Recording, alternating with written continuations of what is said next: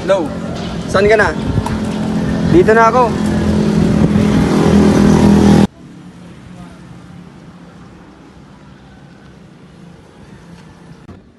Oo.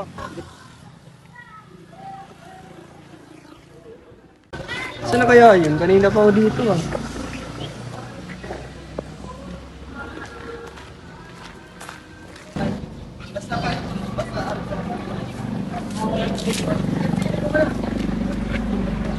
Pare, contact ko.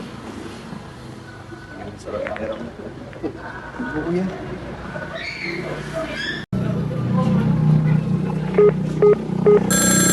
Hello, sir. 911. Okay sir, papunta lang ako dyan.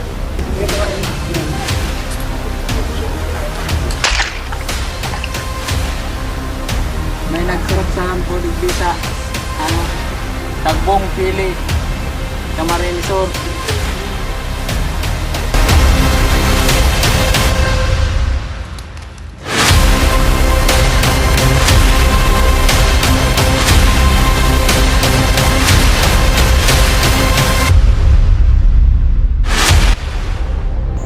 This presentation will discuss the procedures of crime scene processing. Arrival of the first responder.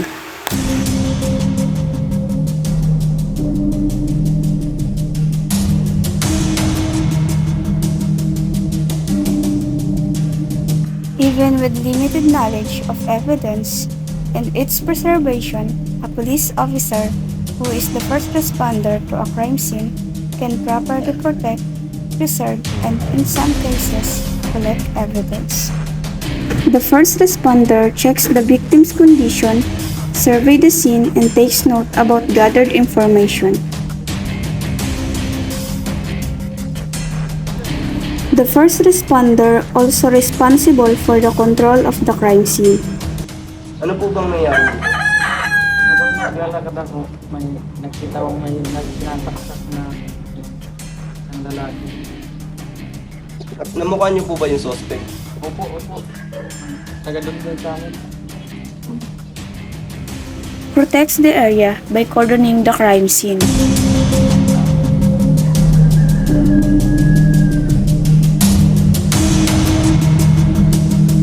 The purpose of the cordon is to provide highly barrier and protect the scene against potential damage and contamination.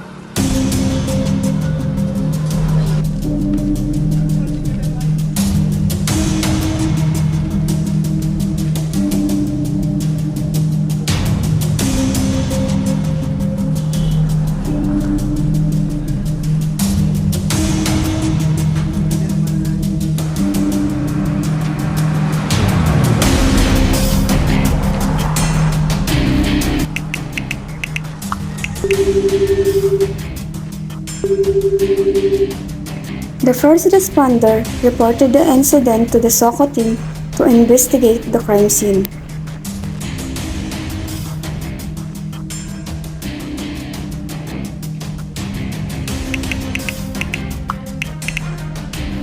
The investigating team is composed of team leader, photographer, sketcher, evidence collector, evidence custodian, medical legal officer, and fingerprint examiner.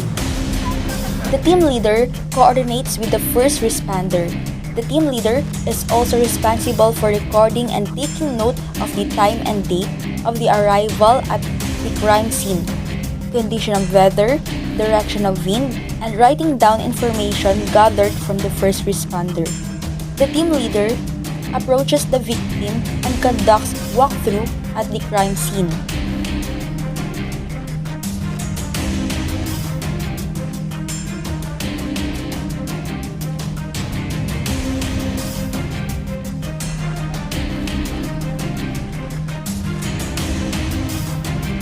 Before entering the crime scene, the photographer photographs the crime scene for general view. And the photographer should take different photographs, the general, mid-range, and close-up view. The SOCO team conducts a briefing for the whole team.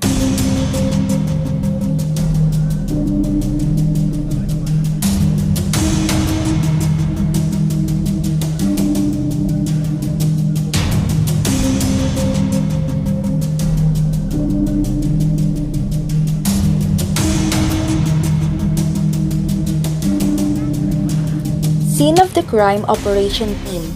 It is a forensic evidence response team engaged in the evidence collection process. They are the only persons allowed to enter the crime scene to prevent destruction, alteration, or contamination of evidence.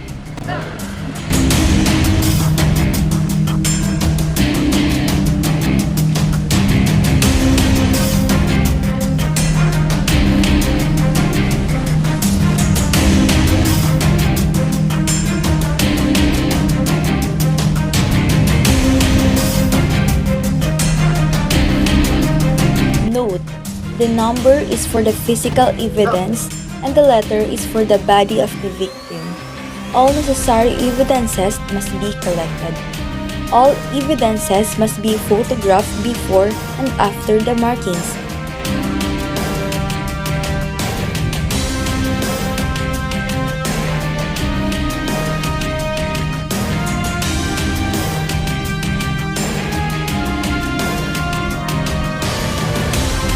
Reminder: while conducting a search, if any member of the investigating team finds evidence, he will immediately inform his fellow members to mark and tag the evidence.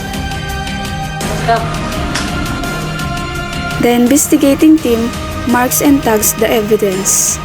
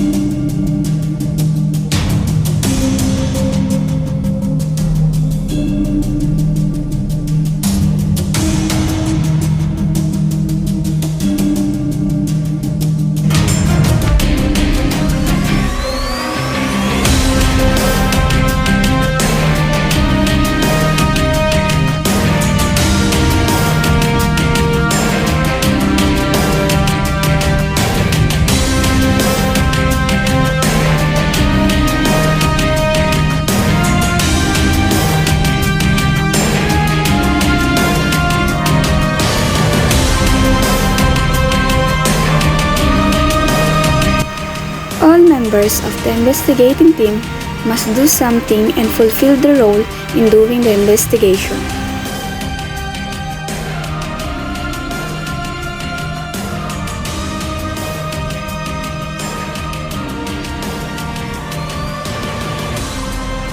Note: there are types of measurements in measuring cadaver and physical evidence.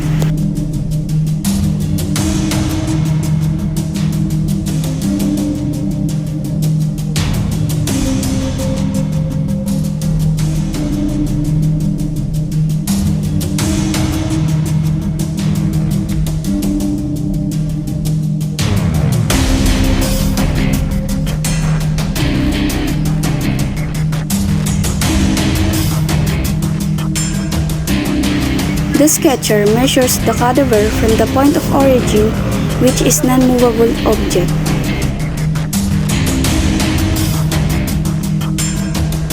He also measures the distance of the physical evidence from the cadaver. The sketcher is also responsible to sketch the rough sketch of the crime scene. Reminder: sketch and photographs are important for the reconstruction of crime scene.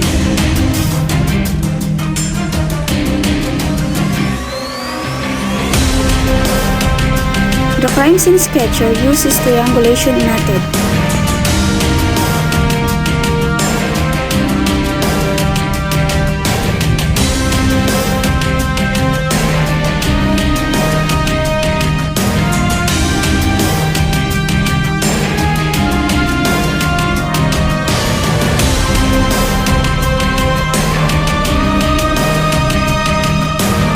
The fingerprint examiner collects the fingerprint of the victim. Reminder: in taking the rolled impression, technician should place first the right thumb to be rolled towards the body of the subject, while the other fingers not in use is either folded or closes.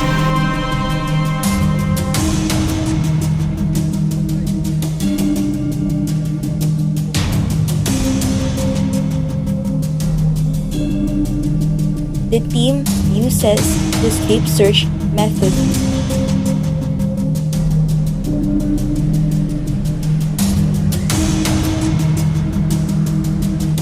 Collection of evidence.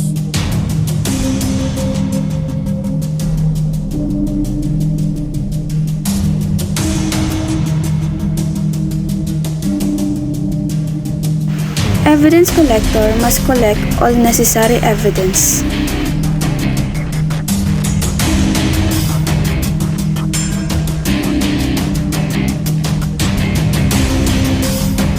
The evidence collector tags input labels on evidence by placing his initials, the date and time of discovery of the physical evidence for proper identification before putting it inside the evidence box.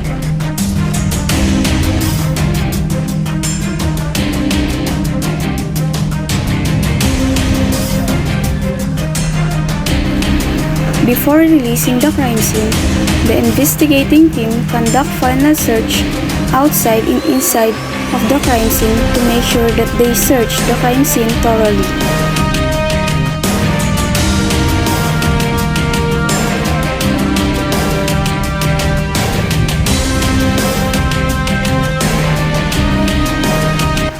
After conducted final search, Evidence collector surrender the collected evidences to evidence custodian.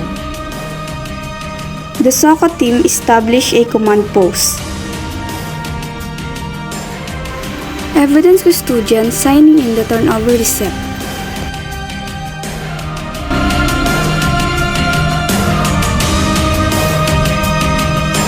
The evidence custodian preserve the physical evidence.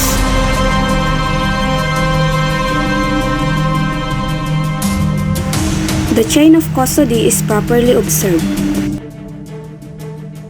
Finally, the investigating team releases the crime scene to the owner of vicinity.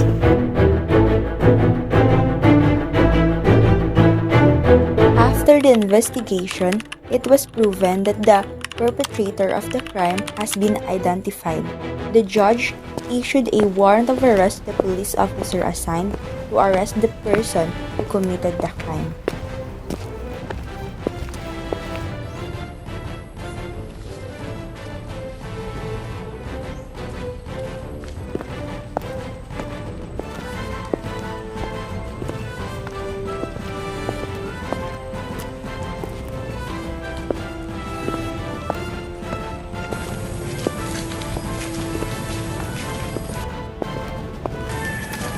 Boss. Nagkikilala mo ba to? Opo sir, diyan po yan sir nakatira. May mga kasama ba yan? Wala po sir, bangsa lang po yun sir. Sige nga, sir.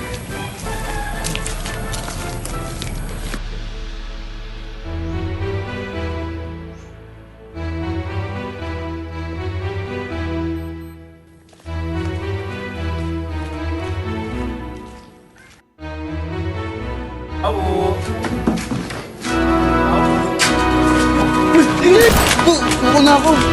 Yan ang talk di Kurupipaw. Ikaw ay naaresto sa salang pagnakaw at pagpatay. Ikaw ay may karapatang manahimik o magsawalang kibo. Ano man ang iyong sabihin ay maaaring gamitin pabor o laban sa iyo sa anumang hukuman. Ikaw ay meron din karapatang kumuha ng tagapagtanggol na iyong pinili. At kung wala ka nito, ang gobyerno ay maglalaan sa iyo.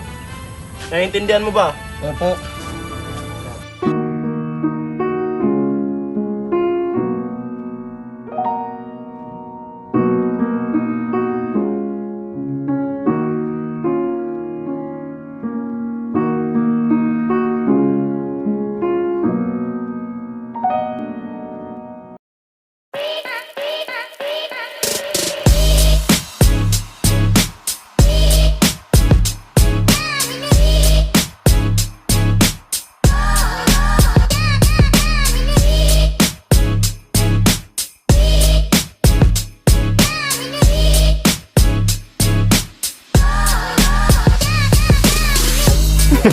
parang irit mo. Dali na, dali na. Sir pa. Ang init mo ganyan.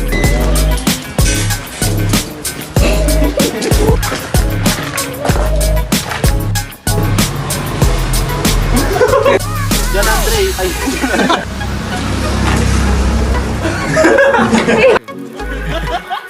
Uy!